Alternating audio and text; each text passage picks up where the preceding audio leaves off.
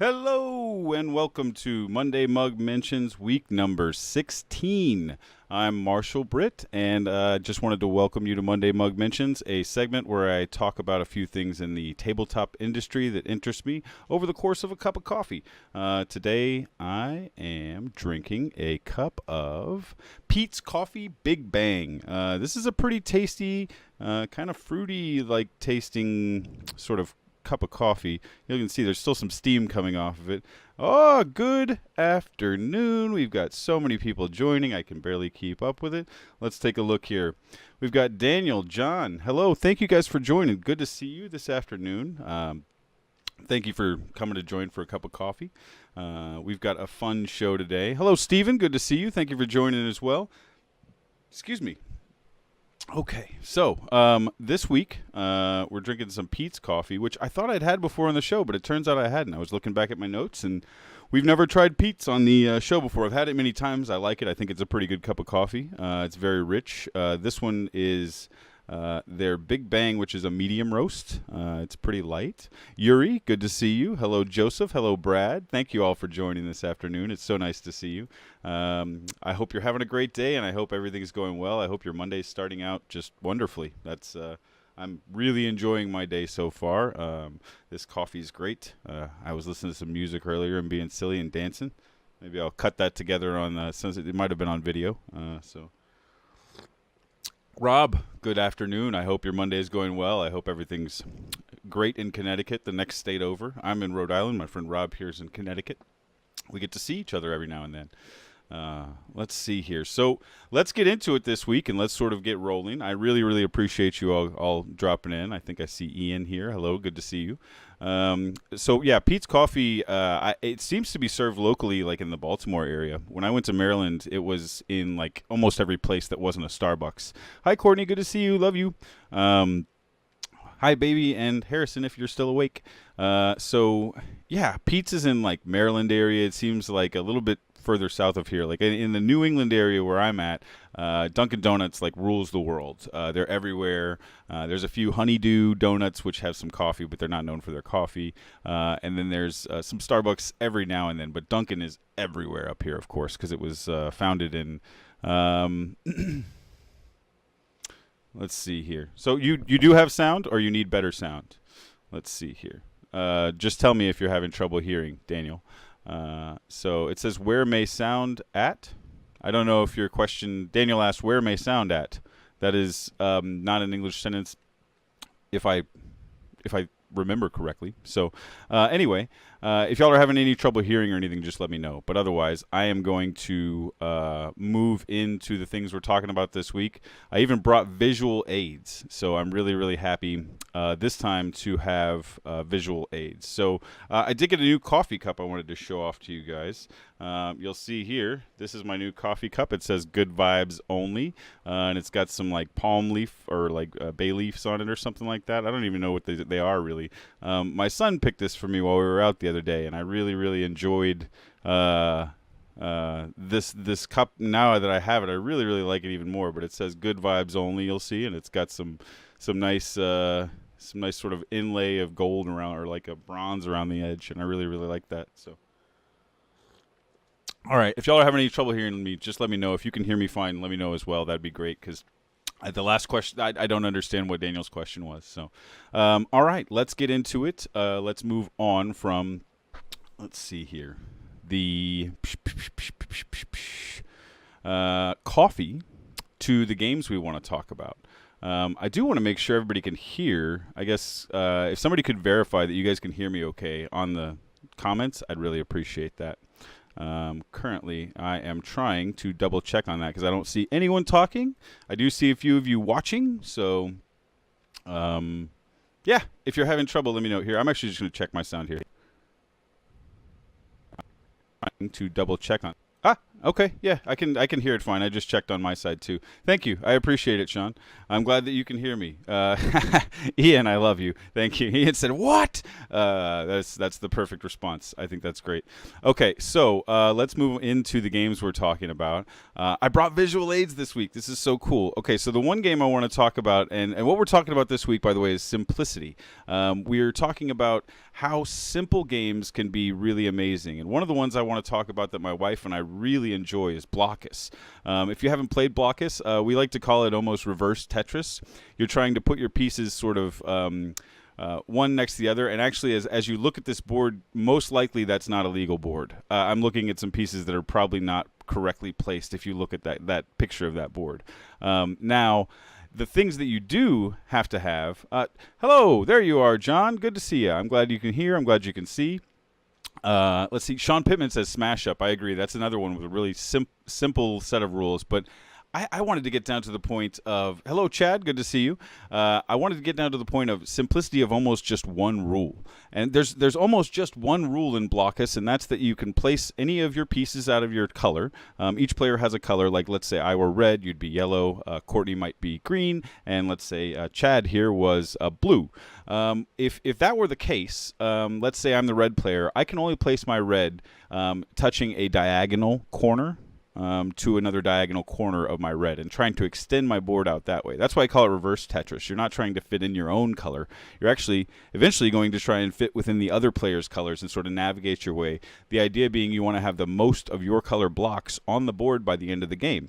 But again, there's one rule. You place one piece, and it's got to be, there's one sort of way it can touch another one of your pieces. It can't touch any of your other pieces in a different way. So it's essentially a very simple game to teach. You can show somebody very quickly. And this is funny. Chad says Blokus Classic.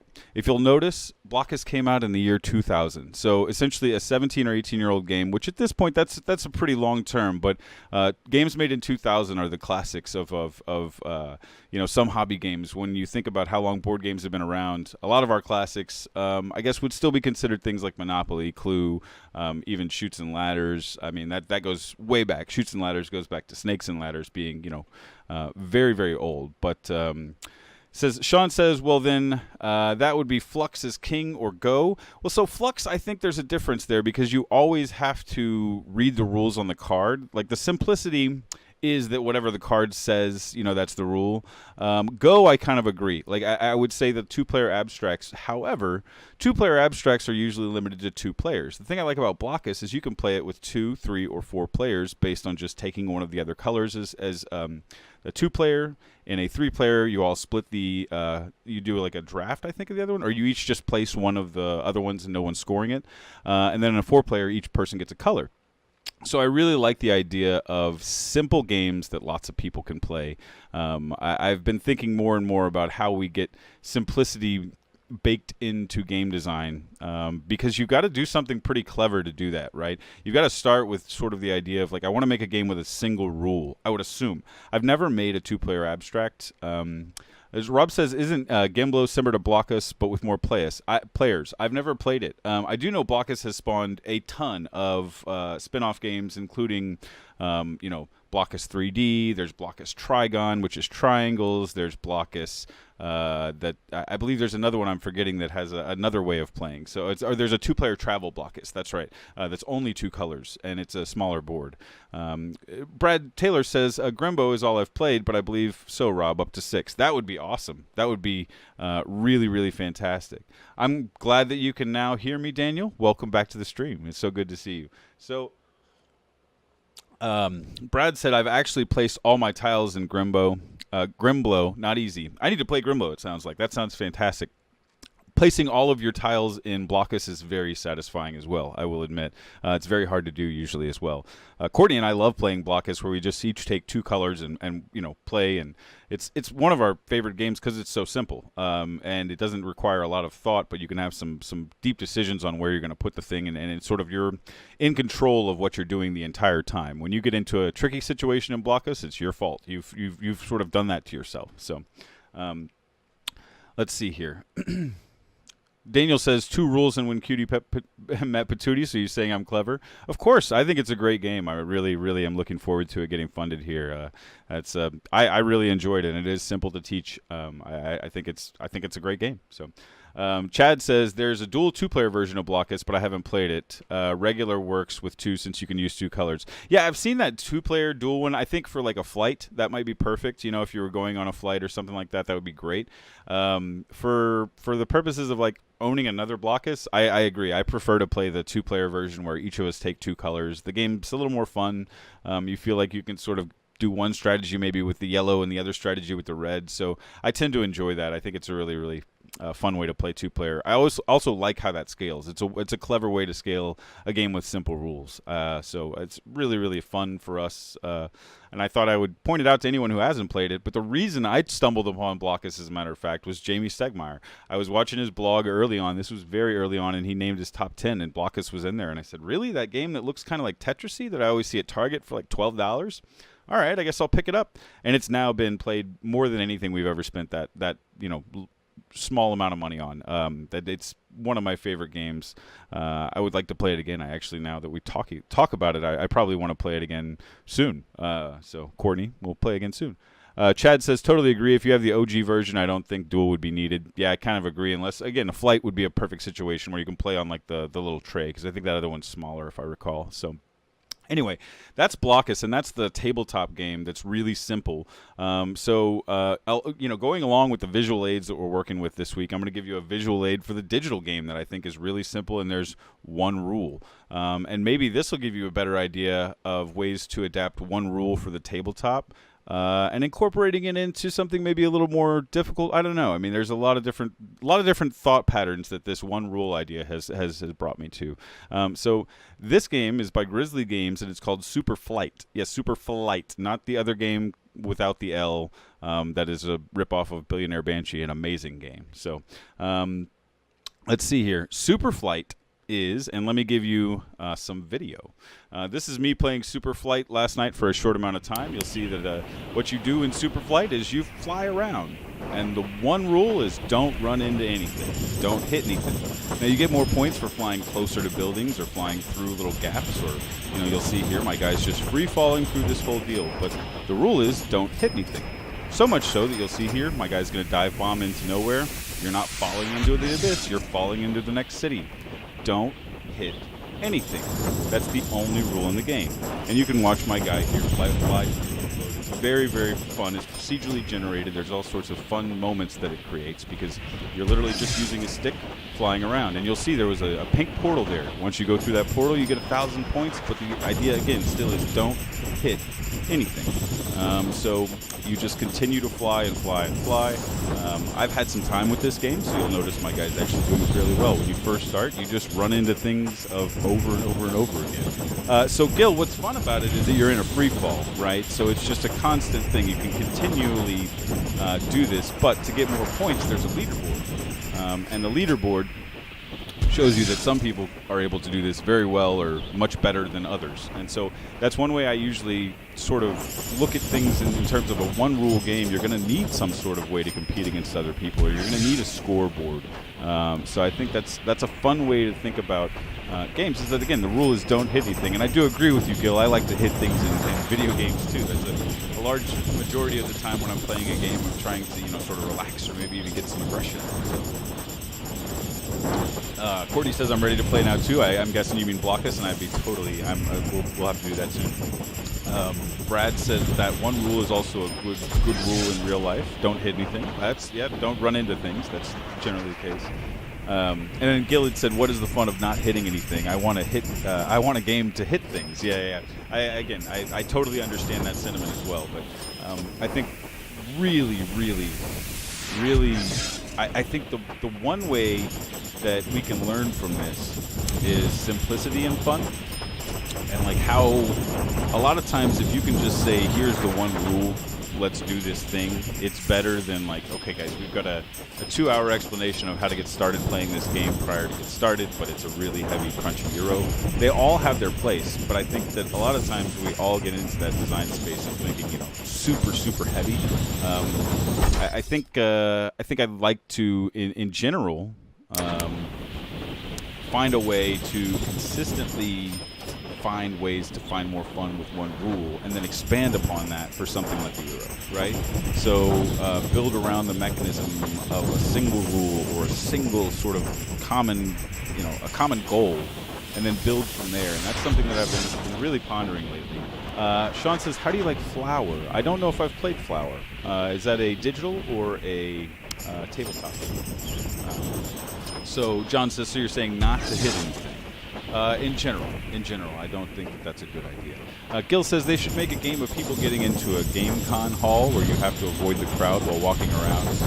I've thought many times of making a Euro game about running a game convention. I think there's one done like that, though, that's about Essen.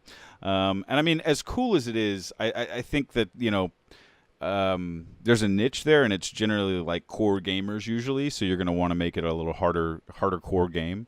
But I just don't.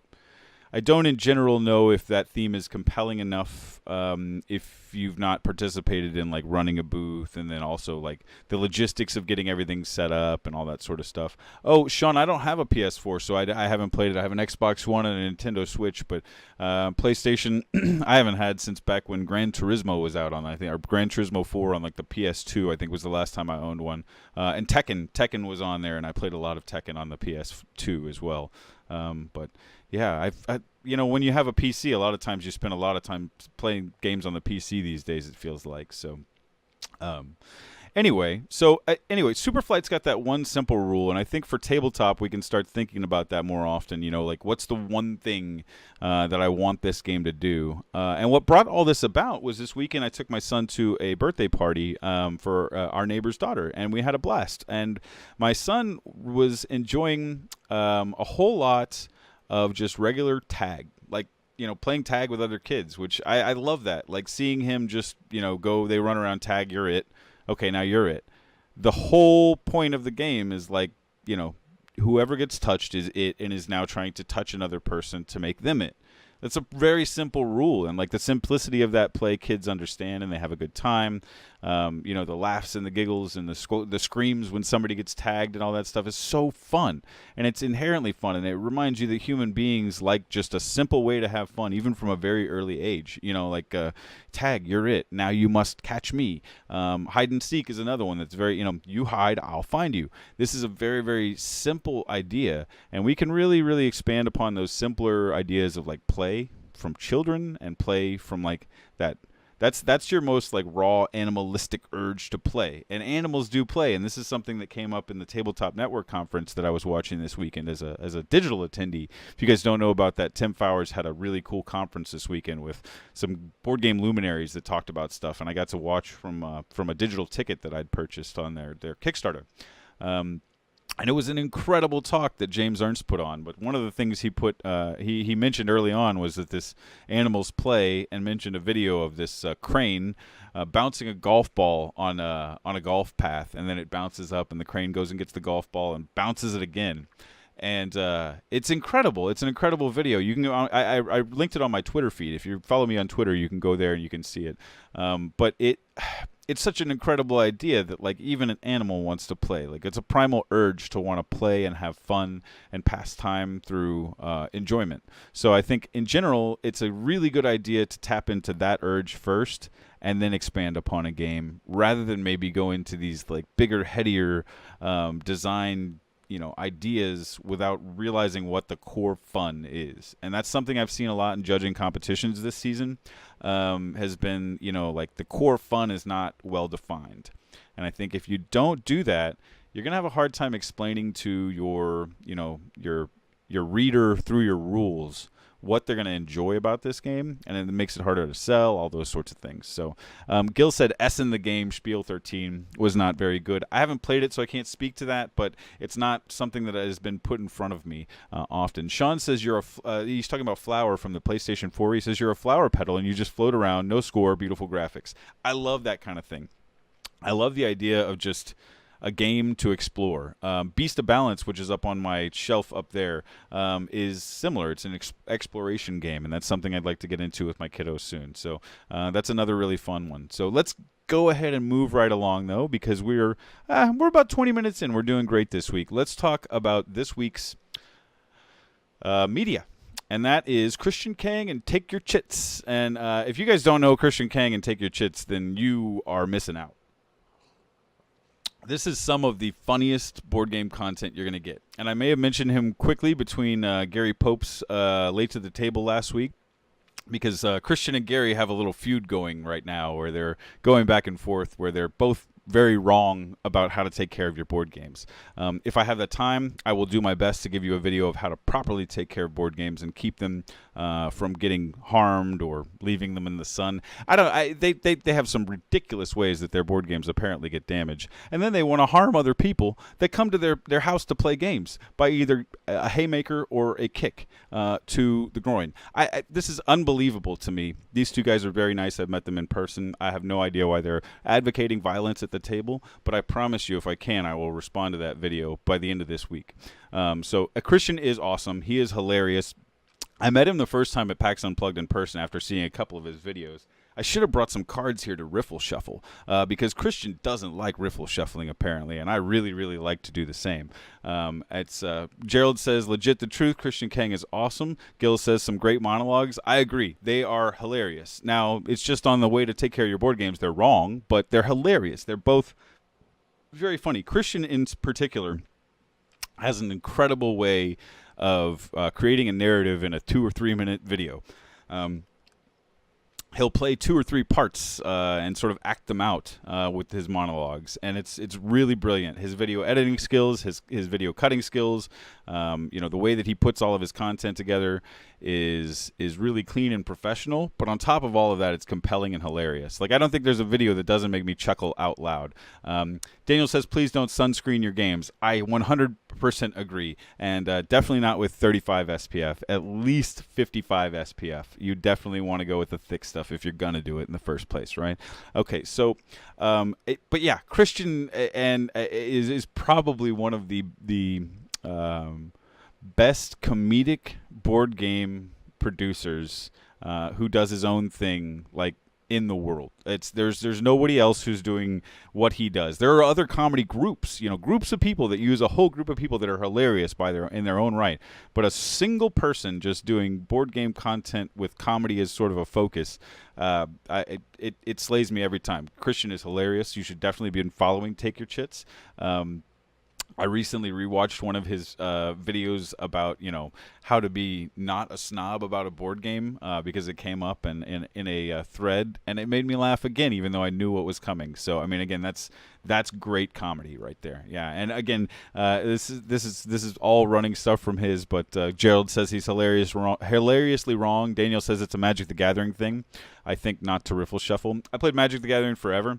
I was a competitive player for a long time. So was Andrew, my partner in the company.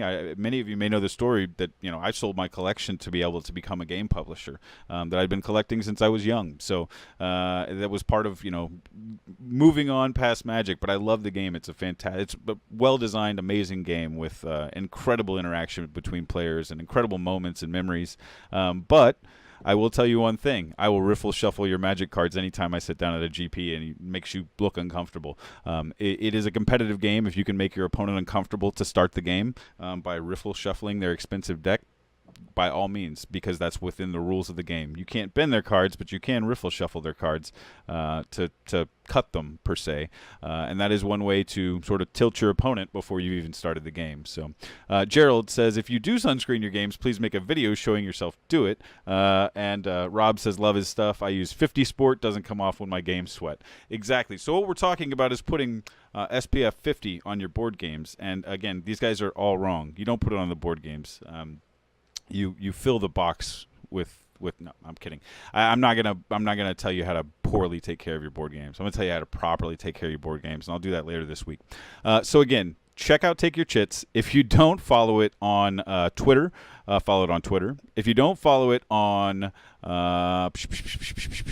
YouTube, subscribe on YouTube. And I'm pretty sure he's got a Facebook page, so follow him there too. Christian Kang, Take Your Chits. Hilarious stuff. So we are getting close to the end, but let's talk about something that's going on in the board game world right now that's a little unfortunate, but it is a marketing thing we need to talk about, we need to look at, and that is growling backers and what went wrong. If any of you are aware of the situation of Growl, I'm not going to go into a bunch of specifics. This is not a personal attack on the creator, by the way. I want to make that disclaimer very clear. This is nothing about the creator, their personality, who they are as a person. This is solely about the way the campaign was marketed and the result of the way the campaign was marketed for Growl the game. Hello, Marcus. The end is near. He knows what we've done. Chad, lip balm my meeples. And Daniel says that's dirty. I think I agree with that. See, Gil says you got to have an extra old deck and a quick switch without people to see and make a terrible job shuffling so people cringe. Yeah, you can really just bend them up if you get some fake cards. So, and then Daniel says Twitter's just his workout routine. You're talking about Christian. Yeah, it's hilarious stuff still. So let's get into the growling backers thing. This is an interesting deal. So Growl was a campaign that did about $250,000 or maybe $300,000. I don't know. I mean, they did very well. Their campaign did very well. I believe Joey Vigor is the person who ran the campaign. This again is not a personal attack on the creator, the product, anything like that. This is just my observations about the way the campaign was marketed, some strategies they used, and then some situations they're running into now and why. First of all, if you're not aware of what happened or what the campaign was, it's a small social deduction game, hit a lot of stretch goals, added a bunch of stuff on. We all know how that can always raise shipping costs, so that's something to be aware of in any campaign. But on top of that, they had an incentive structure where it was essentially it's a pyramid scheme. You can call it whatever you want. You can call it clever. It's the pyramid scheme of crowdfunding. It was if you bring your friend in, then you're going to get $5 free shipping, I believe it was. If you bring in a second friend, you're going to get a free copy of the game sent with your first copy.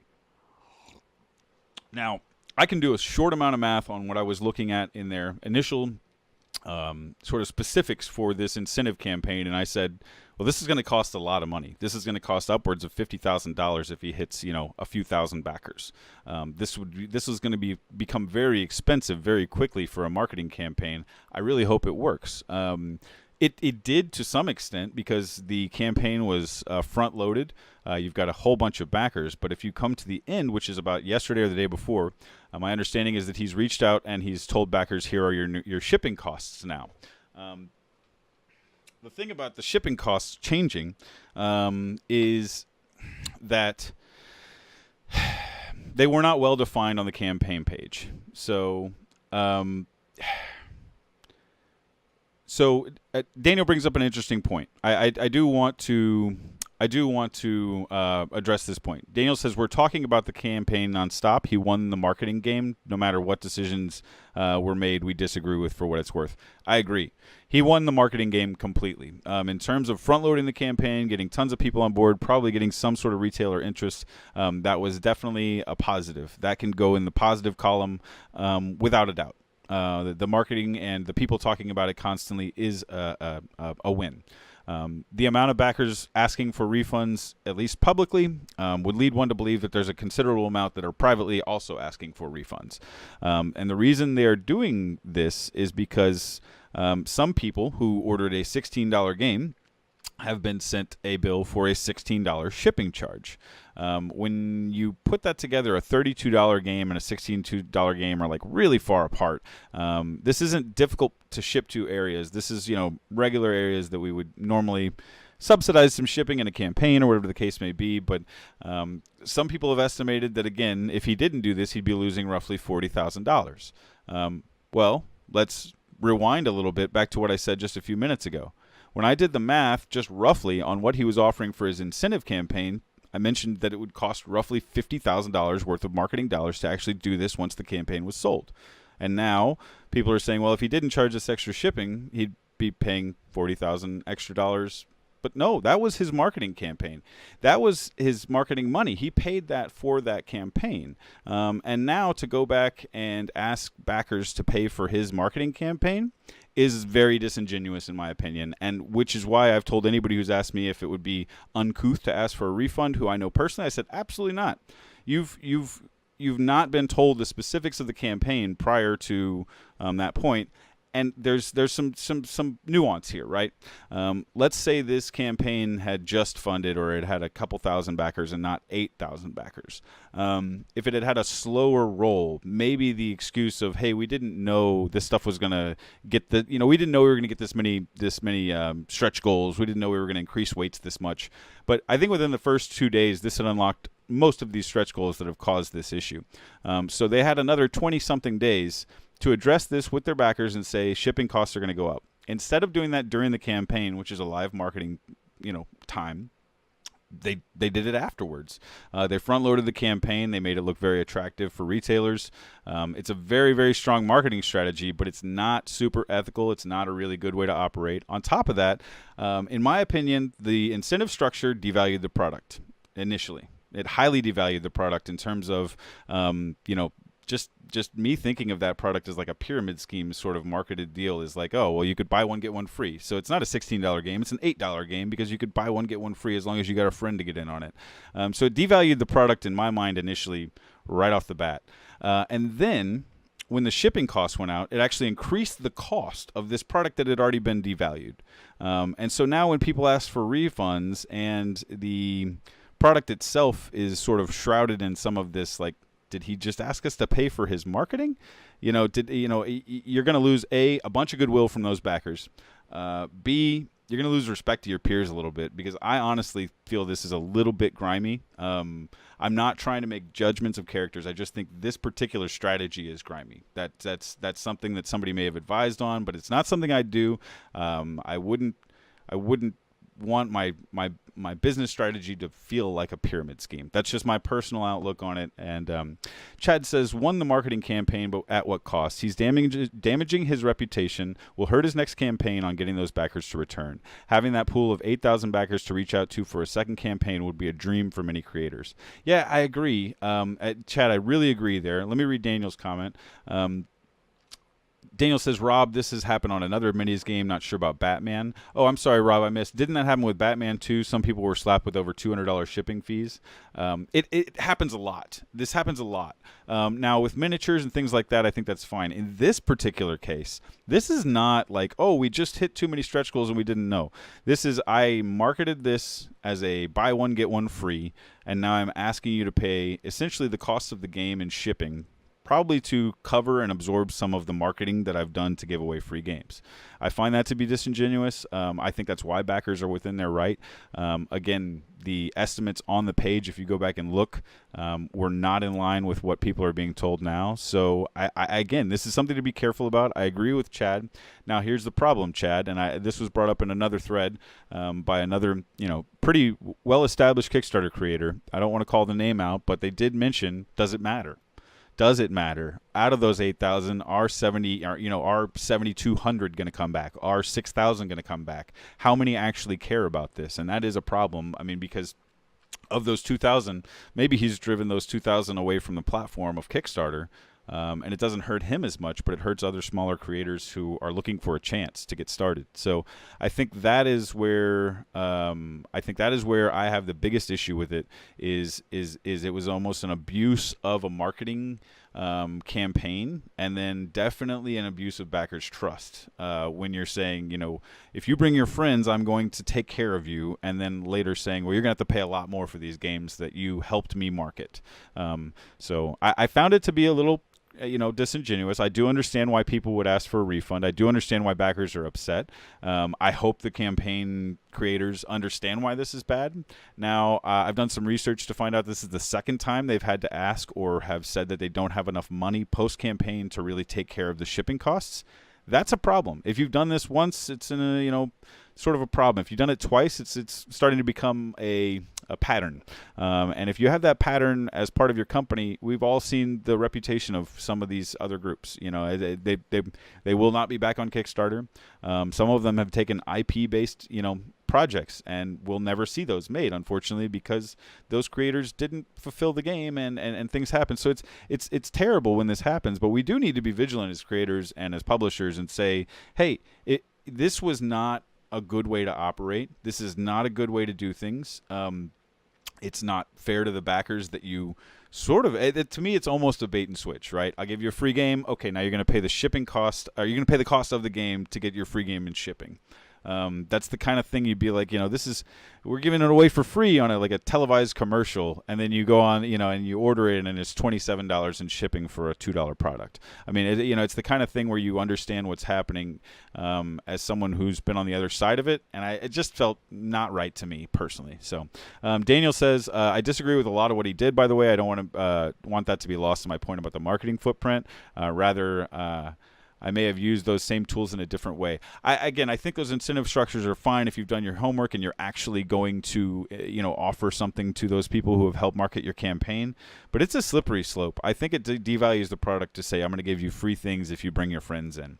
I also think it builds a weird community different than what we're trying to do, which is an organic group of people who want to make a better game and engage with creators. So that's something definitely to be aware of. I don't want to ponder on it too long. I think it was, I'm interested to see how it plays out. It was a there's a lot of discussion going on about it in the publisher circles, mostly because a lot of people, like Daniel says, regardless of how this plays out, the marketing has been done. This campaign has definitely reached a lot of places due to this strategy. Something can be effective and bad at the same time. Something can be effective and unethical, very much so. I mean, I think some of the most effective things can probably be unethical, and that's why we all want to operate within a certain set of parameters that actually is honest with backers, and that's not abusing their trust or their word of mouth, and then changing that afterwards. So that's something I definitely would encourage anybody to do. So Rob says, so I paid $1 for Growl and I got charged $1.50 for shipping. So I didn't realize this was going on with higher level backers. Yes, my understanding is that's the case. I again don't want to go into specifics or get into too much of the back and forth. I think every backer has the right to talk to that creator and deal with it the way they want. I think the backer having to deal with those concerns is part of the fallout of what they've, they've set this up for themselves. So it's something to be very aware of. If you're going to do an incentive structure, you better be really sure you can afford it. I'm not going to bring up the name of the group in the video, Daniel, but the group that helps them facilitate this is best used as a media tool, Daniel says, to incentivize content creators to long-term market products if they believe in it. I can agree with that sentiment somewhat, but I'm not sure I agree with the strategy of third party asking you to get your friends to add on more folks. I think word of mouth should be a little bit more organic than what is being marketed in that particular strategy. But again, I don't do everything correct or right or no. I'm just speaking as to what I might do or what I think might be more fair to a set of backers. So I want to make that clear. This is not a judgment on that particular creator. It's a judgment on the way this has been perceived, as well as the way I would perceive it. It's the way I the things I wouldn't do. So I guess there is some judgment coming from like what I would do, but I don't want to say this is like, I think Joey's probably wants to make his the project look passionate, the art looked like it was on point. There's a lot of things here where it's like this person cared about this project. I just think the marketing was done in a way that's a little shaky to me. And I would suggest against doing that for anyone who wants to create an organic community rather than what feels to me like maybe an incentivized one. It's strange, you want to incentivize people to join your community, but you want to do it in a way that feels maybe more natural, in my opinion. Again, so we have chatted for 38 minutes this week. We have gone nice and long. I really appreciate you all hearing me out on this. It was something I've been sort of thinking about, and I think I came up with some of my own answers while we were talking, so I really appreciate that. Daniel says content creators currently are Amazon affiliates. I would make this a similar structure. I think I agree with that. I think make a similar structure where you can have some sort of community growth within your group. So thank you guys so much for joining me this week. I really, really appreciate everything that you've done to be here. Gil mentioned that he was charged for another $4 of shipping. It was supposed to be free shipping in the U.S. So again, I understand why that can be frustrating to anybody, because it's just you end up paying something that you were told would be subsidized or wouldn't be part of the cost. So I really apologize. I hope that this all gets sorted out, but I unfortunately I think they're just going to charge and let whatever refunds sort of bounce back, and that was the idea. But don't do it. If you're a creator who is taking my advice of how to do this sort of thing with Kickstarter and all this, don't do that. Definitely learn from that mistake that they made. So. Christian, we were talking about the Growl campaign, and we are finishing up this week, but I will post this to YouTube in just a little bit, and you guys are welcome to go over to YouTube and add some comments there. I really appreciate you all. Thank you so much. Gen Con is like this right now. We are very much on the fence right now, so I will let you know in the near future. Thank you guys very much. Everyone have a fantastic week. Make sure to have plenty of coffee. Stay awake. Have fun. Design the games. We'll see you next time. Thanks. Bye-bye.